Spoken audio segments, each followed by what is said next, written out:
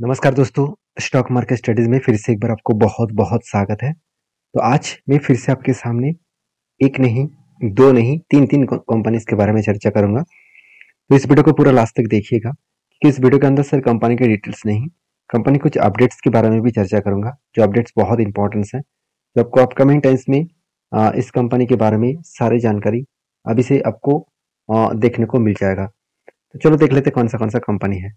First जो company है जिसका नाम है एमी ऑर्गेनिक। देखिए एमी ऑर्गेनिक एक फार्मास्यूटिकल्स कंपनी है। बेसिकली देखा जाए तो कंपनी देखा जाए तो एक फार्मास्यूटिकल इंडस्ट्री से बिलोंग करते हैं। टॉप 5 रैंकिंग में इसका नाम देखने को मिलता है। कंपनी का मार्केट कैप बहुत छोटा है, 3,900 करोड़, अराउंड आप 4,000 करोड़ के आसपास बोल सकते हैं। कंपनी का डेप्थ एकदम ना के बराबर है। कंपनी का ROC एंड ROE दोनों ही आपको बेस्ट दिखेगा। कंपनी का सेल्स का ग्रोथ कम है और प्रॉफिट का देखा जाए तो परसेंटेज वाइज इस बार नेगेटिव है।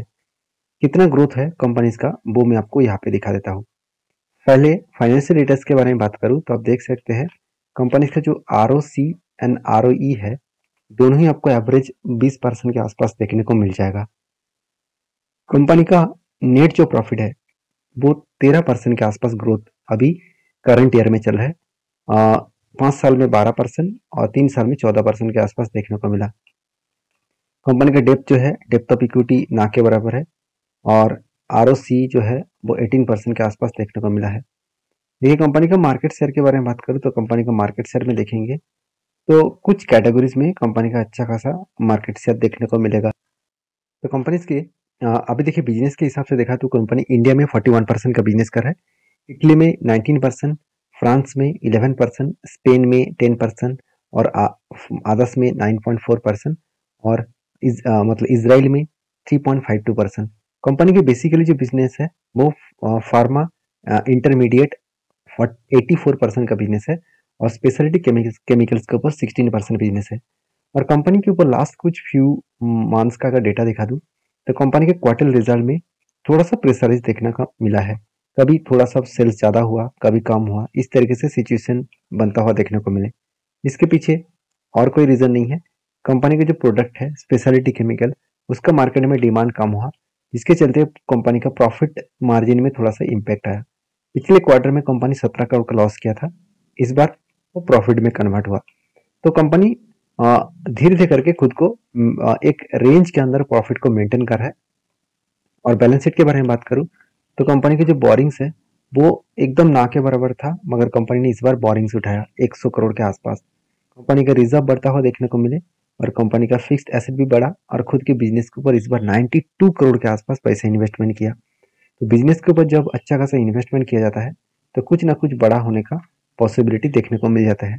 अभी देखिए कंपनीज के ऊपर जो ट्रेड रिसीवेबल है वो कितना है, 206 करोड़, और कंपनी के हाथ में कितना कैश है, कैश है 104 करोड़।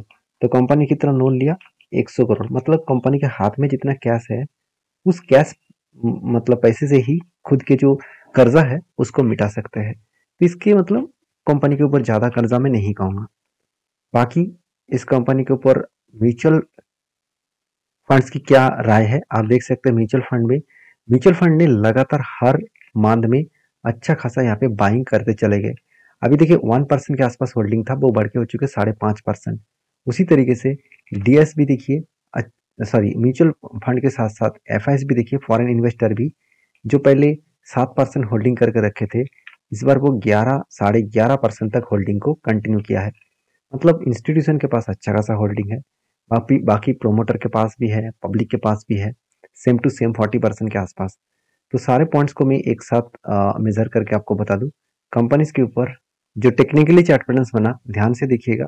कंपनी के ऊपर यहाँ पे एक रेंज है, यहाँ पे एक रेंज मतलब मैं एक बार इस रेंज को मार्किंग कर लेता हूँ और भी आपको क्लियर हो जाएगा। देखिए यहाँ पे एक बार टच किया, 2 बार टच किया, 3 बार टच किया, मतलब यहाँ पे स्ट्रांगली एक क्या था, रेजिस्टेंस था। इसी रेजिस्टेंस को ब्रेक करके वो ऊपर गया, जो इसका प्रीवियस लाइफ टाइम का हाई था। उसी लाइफ टाइम से हाई से कंपनी नीचे आया और 200 CMA को वो रिटेस्ट कर रहा है। तो एक बड़ा एंट्री लेवल मिल सकता है अगर कंपनी इस लाइफ टाइम हाई को ब्रेकआउट करे। तो मैं अभी इस कंपनी के ऊपर ऑब्वियसली पॉजिटिव हूँ, मगर अभी तक मुझे कोई टेक्निकली चार्ट पैटर्न ऐसे नहीं मिला जहाँ पे मैं कोई ट्रेड ले सकूँ। तो इसके लिए मैं थोड़ा सा इंतजार करूंगा, जब मौका मिलेगा तो मैं आपके साथ जरूर शेयर करूंगा। और नेक्स्ट जो कंपनी है उसका नाम है Zydus life care, sorry Zydus life science limited. तो जाइडस लाइफ साइंस लिमिटेड के बारे में बात करूं तो कंपनी 93,000 करोड़ के आसपास मार्केट कैप लेकर चल रहा है और कंपनी का पी रेशियो 28 के आसपास है।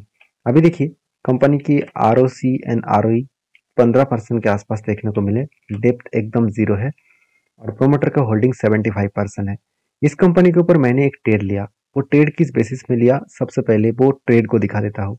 अगर मैं टेक्निकली चार्ट पैटर्न्स के बारे में बात करूँ तो कंपनी के ऊपर यहाँ पे शोल्डर, उसके बाद एक हेड बना, उसके बाद एक शोल्डर पैटर्न क्रिएट हुआ। तो शोल्डर कम हेड कम शोल्डर बना, फाइनली क्या हुआ यहाँ पे ब्रेकआउट हुआ और ब्रेकआउट होने के बाद यहाँ पे देखिए धीरे धीरे करके वो ऊपर जा रहा है।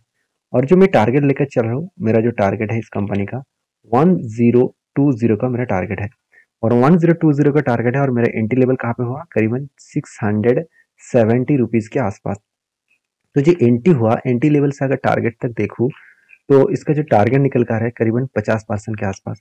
और मजेदार बात क्या है आप जानते हैं, अभी तक जब से एंट्री हुआ तब से लेकर अभी जो सिचुएशन बना है वो 38% के आसपास टारगेट मिल चुका है, वो भी 65 डेज। इसका मतलब 2 मंथ्स के अंदर अंदर ऑलमोस्ट 38% के आसपास टारगेट कंपनी दे चुके हैं। तो यही होते हैं खासियत। और मैंने इस कंपनी के ऊपर एंटी क्यों लिया वो आपको जरूर देखना चाहिए, क्योंकि एंटी हर किस टेक्निकली चार्ट पैटर्न में आपको मिल जाएगा। आपको ये देखना है कि उसके ऊपर आपको एंट्री लेना है कि नहीं लेना है। देखिए खुद के हिसाब से एंट्री लीजिएगा, मेरे सारे पॉइंट्स आपको जरूर हेल्प करेगा। प्लीज पॉइंट्स को वेरीफाई करके काम करना।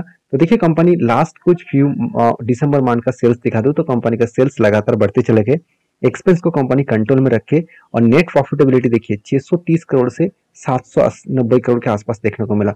और जब मैं एंट्री लिया था, जब मैं इसके ऊपर एंट्री लिया था तब इसका टाइम कौन सा था, तब इसका टाइम था दिसंबर मंथ। तो दिसंबर में एंट्री लिया था तो दिसंबर का रिजल्ट एक्चुअली देखा है तो तब तक दिसंबर रिजल्ट नहीं आया था, मैं नवंबर के रिजल्ट के बेसिस में लिया था। तो नवंबर का जो रिजल्ट था वो 803 करोड़ और पिछले बार था 526 करोड़, मतलब अलग लेवल का एक प्रॉफिटेबिलिटी ग्रोथ देखने को मिला था। उसके साथ साथ कंपनी का बैलेंस शीट भी देखेंगे तो बोरिंग्स कम हुआ था पिछले सालों की तुलना से, इस कारण की वजह से भी मैंने एक पॉजिटिव मुझे यहाँ पे मोमेंटम दिखा। और कंपनी का फिक्स्ड एसेट के बढ़ता हुआ देखने को मिले, रिजर्व भी बढ़ता हुआ देखने को मिले और साथ ही साथ खुद के बिजनेस के ऊपर हाईएस्ट इन्वेस्टमेंट कंपनी किया था 1200 करोड़ के आसपास। और मजेदार बात यह है कि कंपनी के ऊपर जो प्रोजेक्ट मिला इस बार 3,500 करोड़ के आसपास। तो इतने सारे पॉइंट्स जब पॉजिटिव दिखा तो मैंने इस कंपनी के ऊपर एंट्री ले लिया। और सबसे इंपॉर्टेंट पॉइंट है कंपनी का मार्केट शेयर में, कंपनी के जो एंटी जो मैलेरियल जो प्रोडक्ट है, तो इस प्रोडक्ट के ऊपर 18% मार्केट शेयर खुद अकेला कंपनी के पास है, तो एक पॉजिटिव पॉइंट्स है। तो जिसके चलते कंपनी के ऊपर मुझे एक बुलिश फील दिखा और इसलिए मैंने एंट्री लिया। तो आपकी क्या राय है जरूर मुझे कमेंट्स करना। नेक्स्ट जो कंपनी उसका नाम है फाइन ऑर्गेनिक इंडस्ट्रीज लिमिटेड, जो केमिकल सेक्टर से बिलोंग करते हैं। छोटा सा कंपनी है मगर फ्यूचर में एक बड़ा धमाका करने का पोटेंशियल रखते हैं।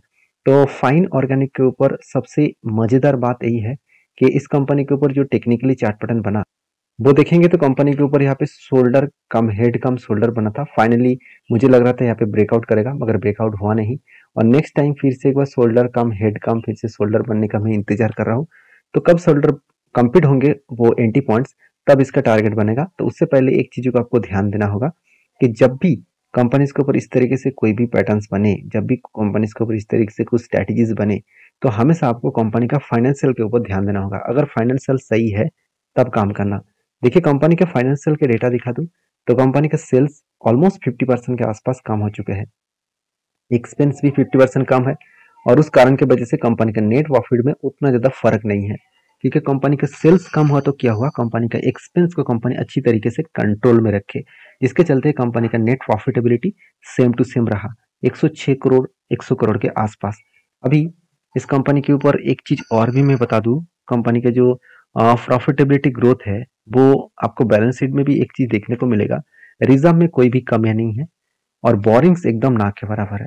उसके साथ साथ कंपनी के फिक्स्ड एसेट भी लगातार बढ़ते चले गए और खुद के बिजनेस के ऊपर अच्छा खासा निवेश भी किया। तो इतने सारे पॉइंट्स कंपनी का पॉजिटिव होने के बाद भी कंपनी के ऊपर ग्रोथ इसीलिए नहीं हो रहा है क्योंकि केमिकल सेक्टर के मार्केट में जो डिमांड है वो डिमांड घट चुके हैं। तो डिमांड घटने के कारण कंपनी के ऊपर शेयर के ऊपर एक पॉजिटिव एक मोमेंटम जर्नी अभी तक स्टार्ट नहीं हुआ, तो जब तक इसके ऊपर एंट्री ना बने तब तक मैं इंतजार करूंगा।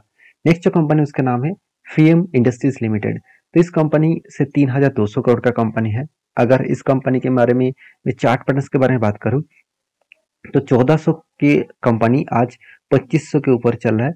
तो इतने शानदार जाम होने के बाद मैनेजमेंट ने एक बहुत बड़ा अनाउंसमेंट किया, वो है बोनस देने का। हर एक के बदले एक सर कंपनी आपको बोनस देने वाले है और 28 फरवरी में कंपनी आपको बोनस देने वाले है। तो जो लोग बोनस पाना चाहते हैं तो इस कंपनी के ऊपर जरूर फोकस रखिए, जरूर स्टडी करिए, उसके बाद काम करिए। वीडियो में जानकारी अच्छा मिले तो प्लीज लाइक करना। मिलते हैं नेक्स्ट वीडियो में, तब तक के लिए धन्यवाद।